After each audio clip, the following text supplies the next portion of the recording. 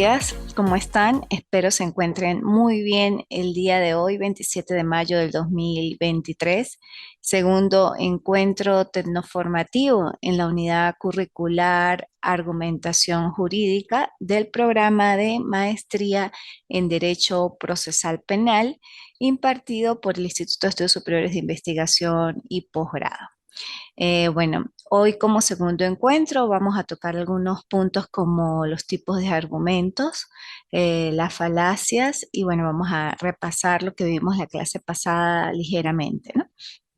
Veíamos que la argumentación es la exposición de nuestras ideas mediante un razonamiento. Esa exposición de ideas mediante un razonamiento, lógicamente, pues lleva a un proceso cognitivo y para que exista ese proceso cognitivo, pues tiene que haber conocimiento sobre lo que estamos disertando, ¿no?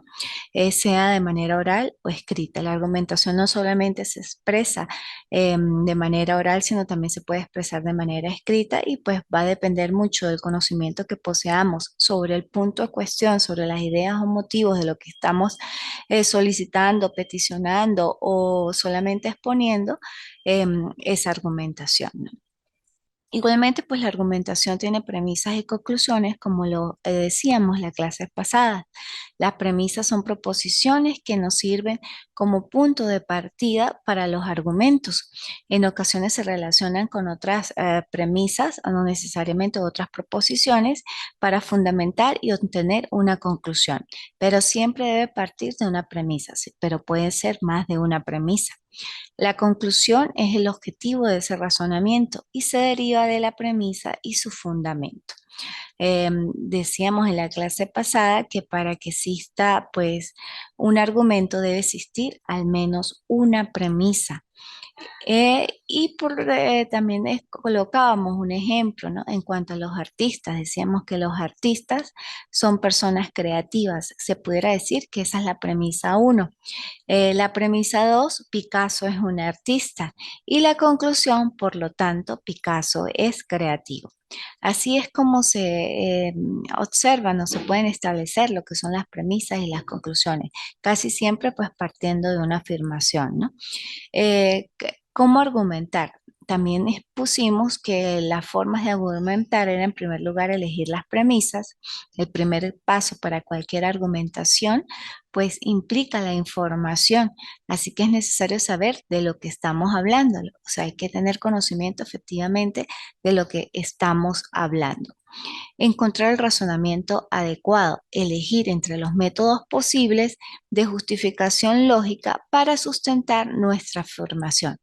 ¿Ok? También hablábamos de un ejemplo clásico en cuanto a un razonamiento y a un razonamiento adecuado sería en cuanto a la explicación de los motores tanto de vehículos como de motores de avión, o sea, cuál generaría en todo caso mayor grado de contaminación y por qué en todo caso se está aseverando sobre esa premisa, ¿no? Y acudir a la evidencia. Ese es otro de los puntos importantes para saber cómo argumentar. Implica pues acudir a casos concretos, argumentación de autoridad, de criterio, ejemplo, artículos también científicos o personas pues mucho más versadas sobre el punto de cuestión que puede dilucidar o sustentar lo que se está diciendo. Los tipos de argumentos decimos que existen deductivos, aquellos que parten de premisas seguras o probables, los argumentos inductivos que parten de lo específico para llegar a lo general, posee algo de creatividad y es menos certero, ¿no? Se da por lo general en estadísticas. Ejemplo, si una persona gana la lotería y yo también juego la lotería, pues puede ser que yo gane la lotería. Son premisas sobre la base de probabilidades, ¿no?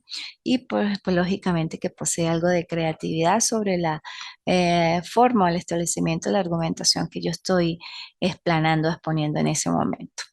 Los aductivos no parten de premisas certeras, sino que asumen premisas aisladas y tienen conclusiones también probables, aunque inverificables de manera rápida. Los causales, que son aquellos que parten de la vinculación de unos con otros, de acuerdo a las leyes de causa y efecto. En este sentido, establecen un vínculo que en apariencia luce necesario, pero que podría no serlo. Por ejemplo, cada vez que una persona puede ir en autobús, se puede marear. Así que la consecuencia de su mareo es el autobús. No necesariamente puede ser así, ¿no?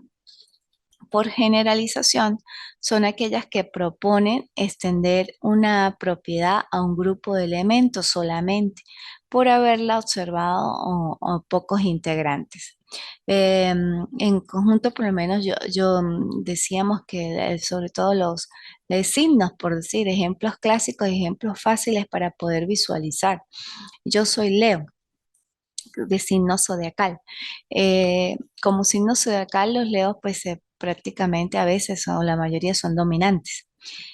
Yo puedo decir que como yo soy Leo y las personas que son Leo son dominantes, entonces todos los que poseen ese signo zodiacal serían dominantes, ¿ok?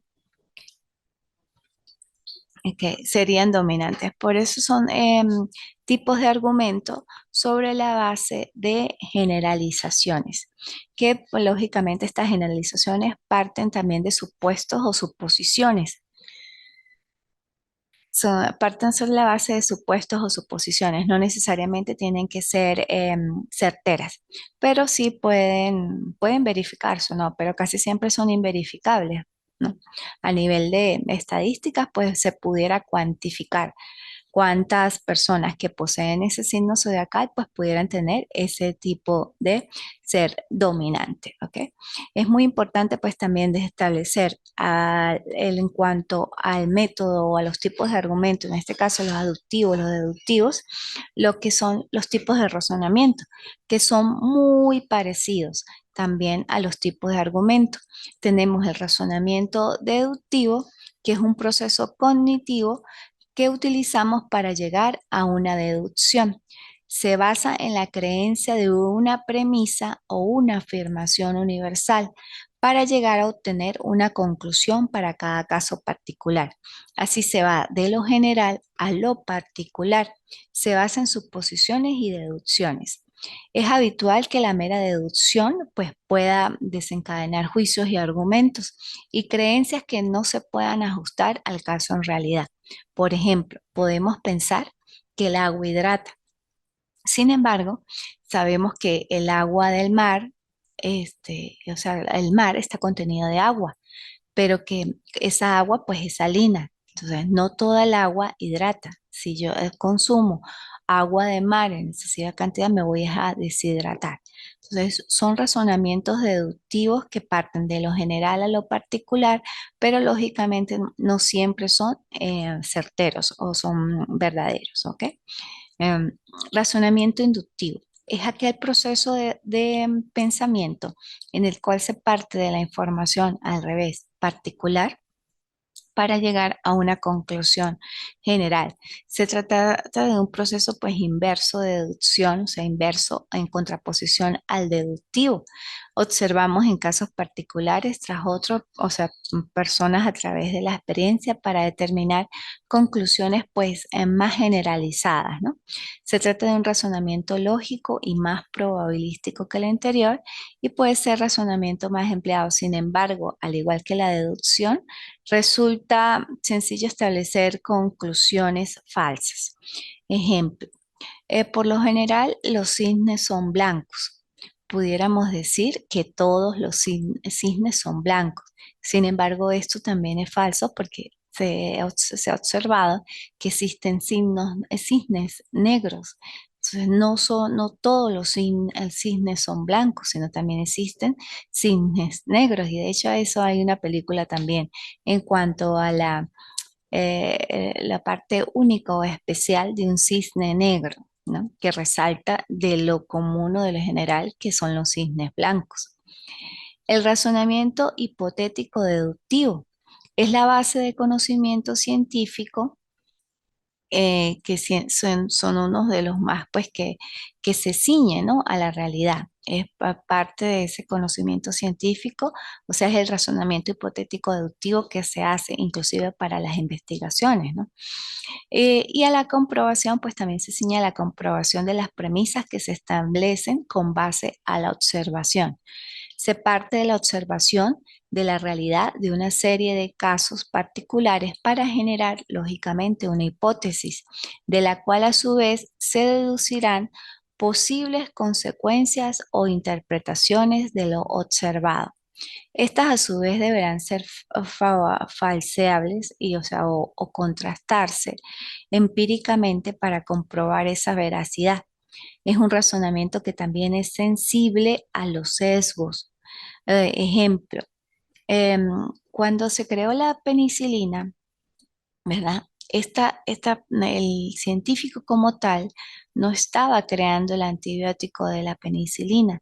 Él estaba haciendo experimentos y observó que producto de algo casual y causal, se pudiera decir, de un hongo que estaba en su jardín, ese hongo al ser observado, porque igual pues le llamó la atención y lo observó, verificó que generaba una cierta de bacterias y que a su vez esas bacterias hacían o mataban otras bacterias un poco más agresivas.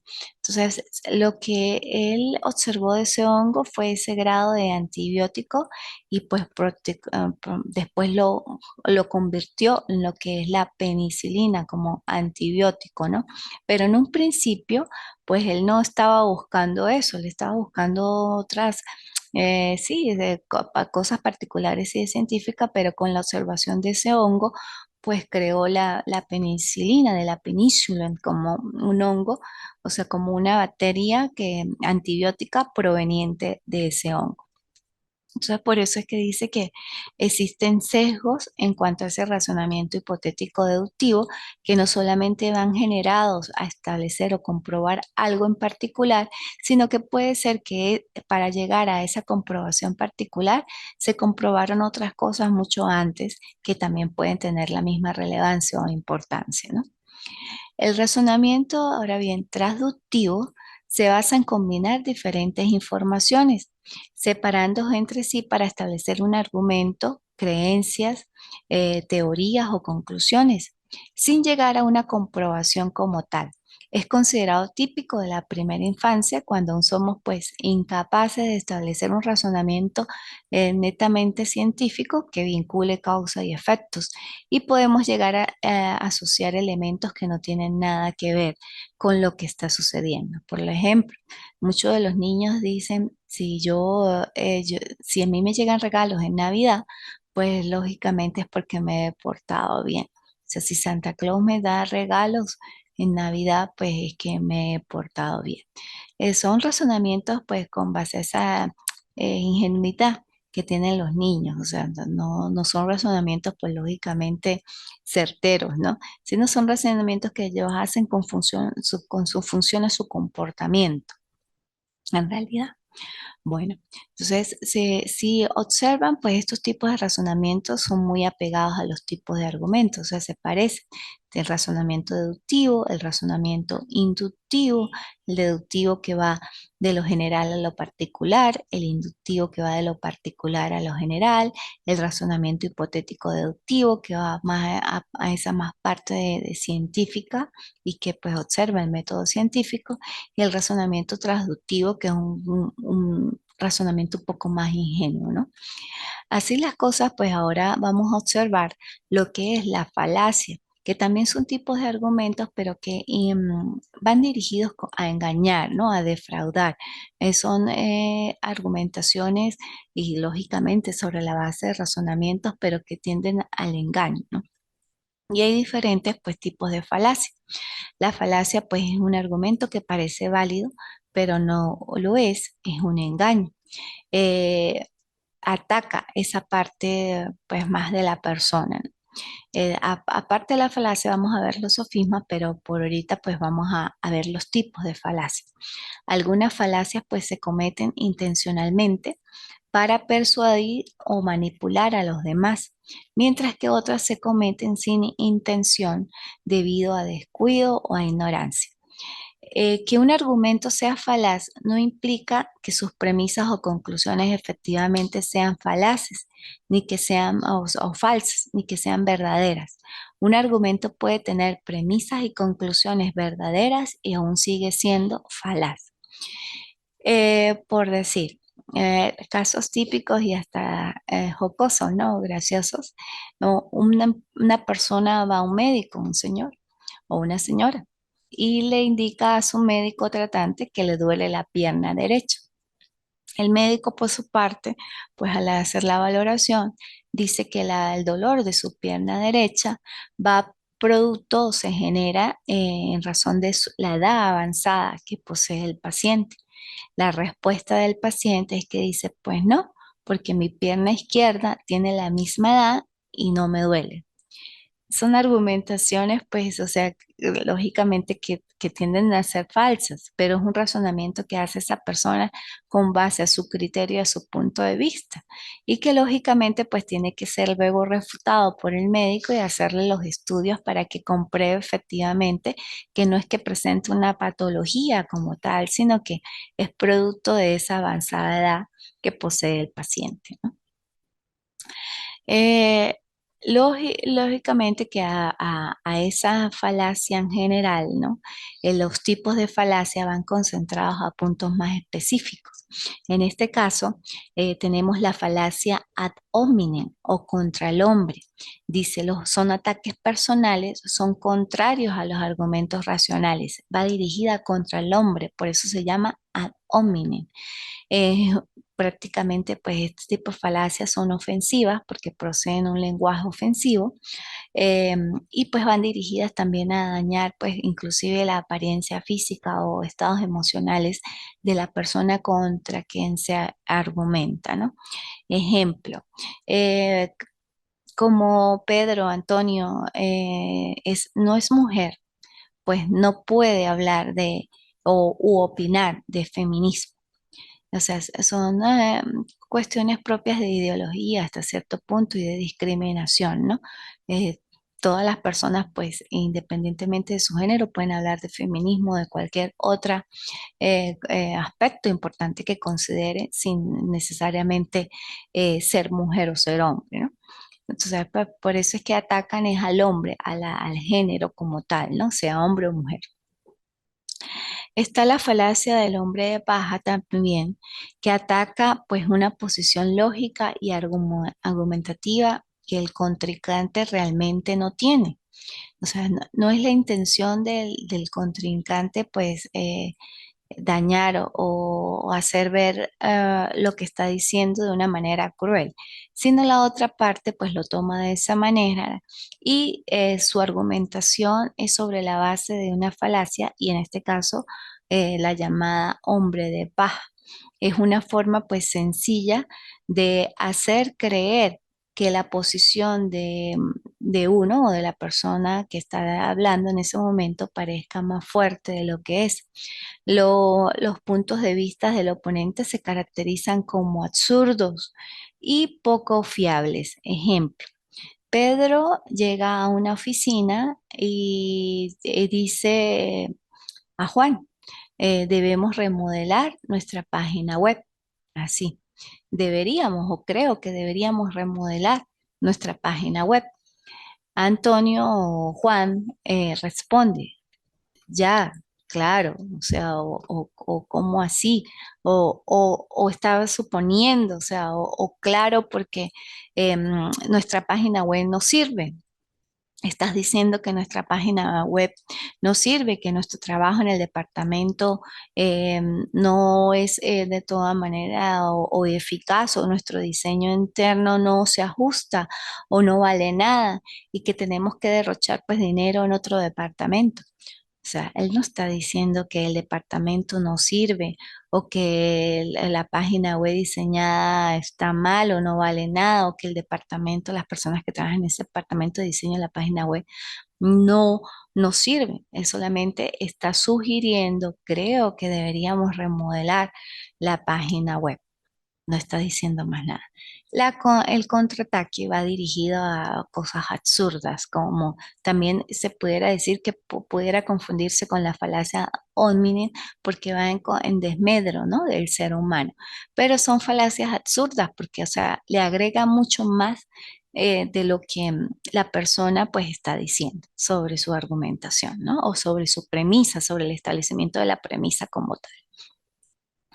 También está la falacia de apelación a la autoridad, como su mismo nombre lo dice, ocurre cuando se hace mal uso de una autoridad o de ciertas autoridades irrelevantes o falsas. O sea, sobre la base de determinada persona, yo puedo decir que algo es verdadero o falso sobre lo que dijo tal persona o lo que dijo fulanito de tal, pero puede ser que esa persona no tenga la autoridad suficiente como para haber dicho eso y pues que se cree una falacia.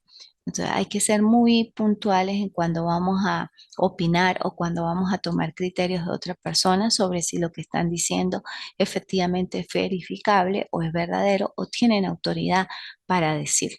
¿Ok? La falacia de la falsa equivalencia se da cuando una palabra o una frase o una oración se usan deliberadamente para confundir, engañar o inducir en error, al sonar como si se dijera una cosa, pero en realidad se dice otra. A menudo este engaño aparece en forma de eufemismos, o sea, como palabras diferentes, disfrazadas, ¿no?, reemplazando las palabras desagradables con una terminología pues un poco más atractiva o se pudiera decir creativa, ¿no? Em, por eso se llama de la falsa equivalencia. Ejemplo, puedo decir que mentir en este tipo de falacias es licencia creativa. O sea, yo puedo decir, en vez de decir, no, es que la persona es mentirosa, puedo decir es que la persona tiene licencia creativa. Puedo decir, es que tal persona, em, para no decir, tuvo un pasado criminal, puedo decir es que tal persona tuvo ciertas indiscreciones juveniles. O sea, cambio, la reemplazo las palabras que pueden ser un poco fuertes por pues otro tipo de palabras no tan fuertes, pero que pueden inducir a engañar, ¿no? O sea, o tienden a eso, a crear pues confusión en lo que lógicamente está diciendo, ¿no? O sea, algo que puede ser malo lo puede convertir en bueno y al revés también, algo que puede ser bueno lo puede convertir en malo, reemplazando pues las palabras por otras, ¿no? Por los llamados eufemismos. También tenemos pues la falacia populista, que supone que algo es cierto, bueno o correcto porque otras personas están de acuerdo con la persona que lo afirma. O sea, por eso se llama populistas, porque pues como que absorben o tienden a argumentar sobre la base de que todo el mundo lo usa y si todo el mundo lo usa, pues puede ser bueno. Con el ejemplo del tabaco. El tabaco, pues hay muchas personas que consumen o fuman cigarrillo o tabaco y pues porque la mayoría o esas personas lo usan no necesariamente tiene que ser bueno. Pero pues se puede argumentar que hay muchas personas que consumen tabaco y pues pudiera consumirse tabaco porque pues puede ser bueno. O sea, son tipos de falacias así de ese orden, populistas. Falacia del costo hundido. Esto se refiere que a veces se invierte pues en un proyecto que mucho, tanto como tal que somos reacios a abandonarlo, incluso resulta infructuoso o sin tener pues con las consecuencias o sin verificar las consecuencias de lo que podría suceder en el caso de no abandonar ese proyecto, ¿no? No se tiene en cuenta pues los costos futuros o lo que probablemente incurramos. Por eso es que se invierte, o sea, tanto dice allí los autores en ese proyecto que uno es reacio a abandonarlo y que sobre esa base pues tiende a discutir de manera falaz sobre ese proyecto, por decir. Casi siempre atañe este tipo de falacias inclusive a la parte de relaciones amorosas, ¿no? Si una persona se va a casar, ya tiene todo preparado, vestido, fiesta, club, todo, todo, y de repente observa que su pareja pues le está siendo infiel o le fue infiel o le está siendo infiel, o sea, independientemente de que le sea infiel, fue tanto lo que invirtió en esa relación, tanto emocional como en este momento material, porque si ya tiene todo a punto para casarse y demás, que pues prosigue, se casa y lógicamente pues eso tiene luego consecuencias porque pues no va a ser feliz o porque su pareja le va a seguir siendo infiel. Entonces, o sea, son proyectos que uno debería de abandonar a cierto momento, pero que sobre la base de justificaciones, sea emocionales o materiales, pues prosigue, a pesar de ver que las consecuencias pueden ser catastróficas en un futuro.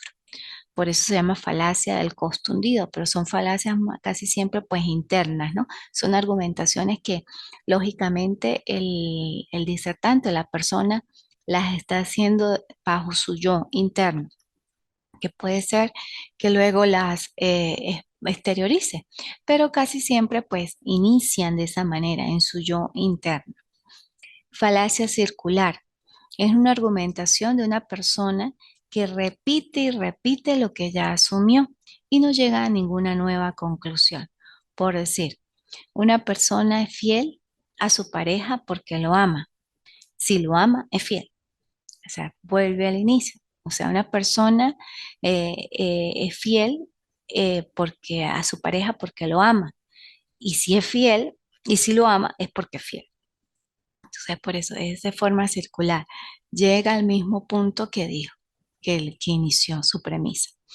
Falacia de la generalización apresurada. Es una declaración, como su mismo lo dice, apresurada, una declaración general sin evidencia suficiente. Ejemplo, una mujer o las mujeres conducen mal. Por lo tanto, todas las mujeres conducen mal. Por decir, si se observa que una mujer está conduciendo o que sí, y después está conduciendo de una manera inadecuada, casi siempre las personalidades dicen, o los hombres dicen, es que todas las mujeres conducen mal. Son generalizaciones apresuradas. O si inclusive una mujer dice es que o el hombre es infiel o aquel hombre es infiel, por lo tanto todos los hombres son infieles. No, hay sus excepciones. Hay los hombres que sí son fieles, de verdad, y son honestos y leales. Entonces, no hay que decir o no hay que apresurarnos o hacer generalizaciones apresuradas que inclusive pues pueden ofender, ¿no? Hay que ser muy cuidadosos en el verbo. Falacia del falso dilema. La argumentación se limita solo a dos opciones cuando existen más. O sea, exactamente. O sea, en esta falacia del falso dilema, o sea, su argumentación va dirigida a dos opciones o a dos y dos puntos de vista, pero pueden existir más opciones.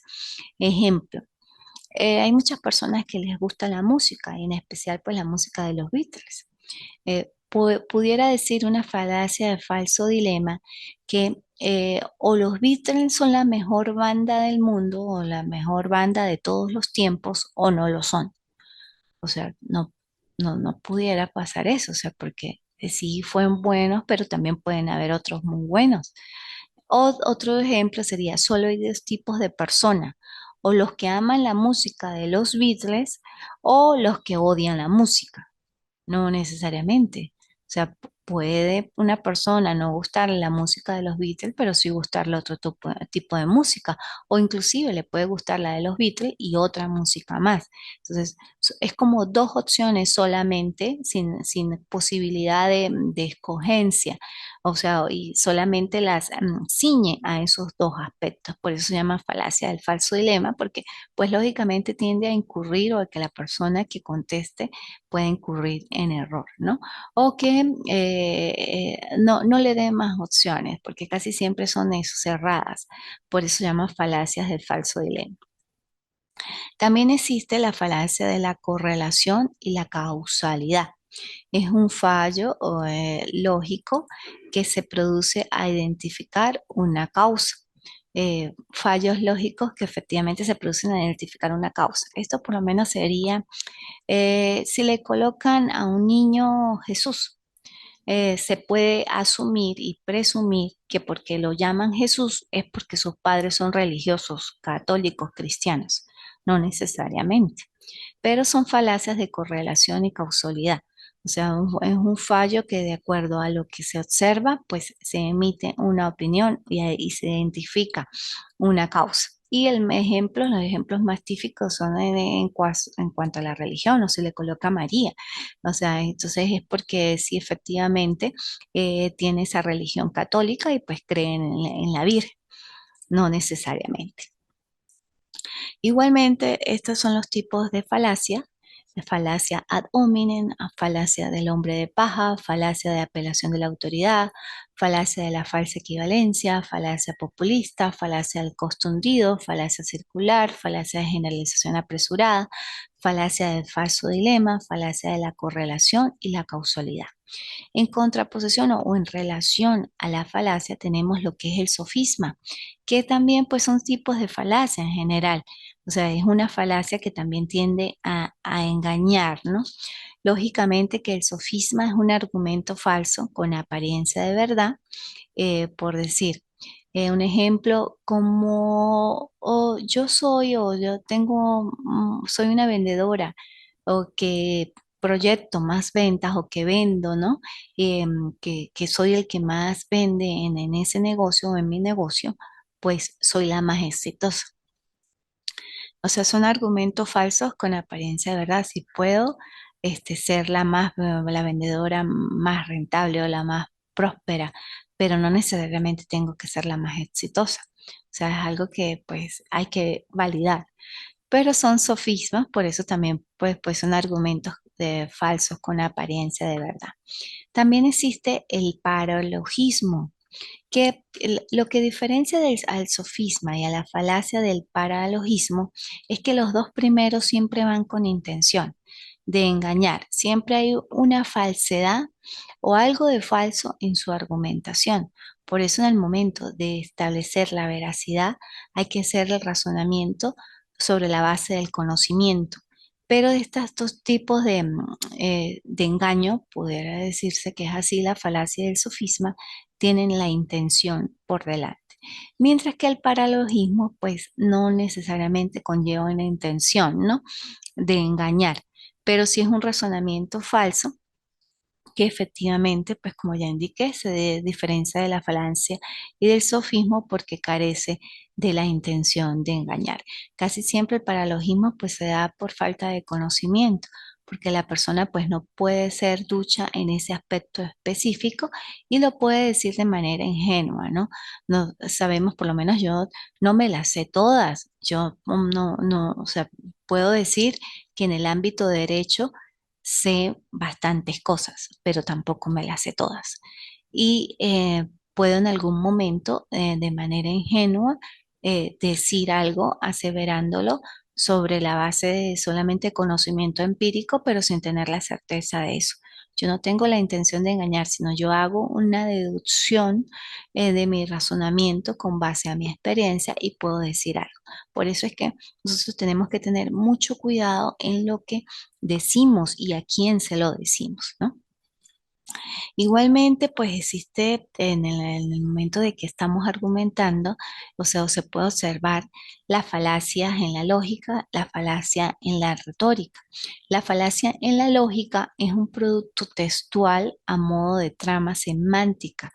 ¿Por qué semántica? Porque es propiamente de las palabras, compuesta eh, por premisa y con una conclusión y con un tejido coherente. Por eso, la lógica es esa forma de sistematización secuencial de las palabras que lleva o que van desde las premisas hasta llegar a una conclusión, pero lógicamente parten de una hipótesis. Por eso hay secuencia, ¿no?, en lo que yo estoy explanando. La falacia en la retórica, que es un proceso de argumentación para persuadir o disuadir con intención. Sabemos que la lógica, pues lógicamente, es un método de razonamiento en el que las ideas o la sucesión de los hechos se manifiestan o se desarrollan de forma coherente, lo que yo les decía, y sin que haya pues contradicciones entre ellas. Tiene que haber congruencia y coherencia en ese razonamiento que estoy pues disertando o exponiendo, ¿no? Recuerden que la retórica, pues también se puede decir que es el arte del discurso, pues lo comprende un conjunto de reglas o principios que se refieren al arte de hablar o escribir de forma elegante y con corrección con el fin de deleitar o conmover o persuadir pues al que está leyendo o al que está escuchando. Es una disciplina pues que estudia la forma de un discurso. Y también está la dialéctica, que es la teoría y la técnica retórica de dialogar y discutir para descubrir pues la verdad, mediante la exposición y confrontación de razonamientos y esos razonamientos y argumentaciones pues contrarias ante así. Recuerden que retórica y la dialéctica viene desde los griegos, cuando ellos efectivamente tratando de establecer y pues de darle como sentido a la vida y a todo lo que sucedía, hicieron y establecieron pues sus puntos de vista, haciendo uso de la lógica, de la retórica, de ese arte de discutir, de ese arte de la elocuencia, del arte de discutir con elegancia, pero también haciendo uso de la dialéctica como técnica, esa técnica, esa confrontación de razonamientos y sobre el peso de los razonamientos de los que se pudieran ser más verificables, pues lógicamente las argumentaciones eran más certeras, ¿no? Por eso se llama muchas veces que es el arte de persuadir, disuadir y demás. Recuerden que persuadir, pues lógicamente va dirigido a que una persona pues tienda a tomar una decisión, se pudiera decir pues positiva, ¿no? Hacer que alguien adopte una manera de pensar o de actuar mediante el uso de argumentos. Adopte una posición, pero eso es persuadir. Y disuadir tiende como a confundir entre persuadir y disuadir, pero también se convence a alguien, pero para que no lo haga, para que no haga eso o para que desista de una decisión. Por eso es disuadir, yo lo convenzo de que no tome esa decisión, persuadir, yo lo convenzo a que adopte una decisión, ¿no? Parecidas, pero no iguales. Es muy importante, pues ahora bien, establecer todos estos aspectos, eh, verificar y entender muy bien lo que es la falacia, los tipos de falacia, lo que se diferencia de un sofisma, de un paralogismo, para efectivamente entrar propiamente a lo que es la argumentación en el derecho. Hoy no vamos a entrar muy a fondo, vamos a explanar muy poquito de eso, ya se me está acabando pues el tiempo. Y en la próxima y última clase de este curso, por este curso y en este tramo, por decirlo, pues vamos a ver lo que es la argumentación en el derecho, la argumentación jurídica propiamente, la prueba de los hechos, la reconstrucción de los hechos. Y pues me gustaría que se conectaran pues para exponer algunos casos y que ustedes pues me den su opinión. Si no se conectan, pues lógicamente no os pondré caso porque la idea es que ustedes se puedan socializar conmigo, ¿no? Y podamos pues también humanizar ese conocimiento. La argumentación en el derecho tiene que ver mucho pues también con esa práctica, con esa experiencia, lógicamente, con el conocimiento que debe tener el operador de justicia, el juez en este caso como director del proceso y lógicamente las demás partes o los demás sujetos procesales. Deben tener pues una muy buena argumentación para poder persuadir o disuadir, en este caso al operador sobre determinado punto de vista o a la contraparte. Por eso la argumentación en el derecho es sumamente importante en el ámbito de administración de la justicia y atañe mucho y va en relación y correlación con lo que es la motivación. La motivación no solamente de la sentencia, sino la motivación de todas las resoluciones y de todas las decisiones que se puedan emitir. Lógicamente, en un primer momento de manera oral, y lógicamente, pues de manera escrita deben establecerse o deben quedar plasmadas, ¿no? Esta motivación, pues, él tiene sus características propias que deben estar sobre esa subsunción, se pudiera decir, de los principios, pues, macro y de las normas establecidas, ¿no? O sea, hay que hacer una subsunción, una adecuación, una relación, una correlación entre la norma, los principios y, lógicamente, los hechos.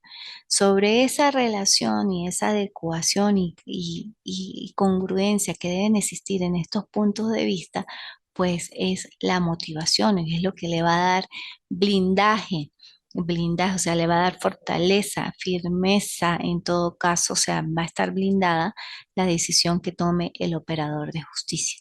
Pero lógicamente debe tener una argumentación adecuada, consona y pues lógicamente bien motivada, que esté blindada y que tenga fuerza para que en el momento si la llegan a recurrir o que llegan a apelar, pues lógicamente no tambalee y que la mantengan firme, o sea, se mantenga firme esa decisión.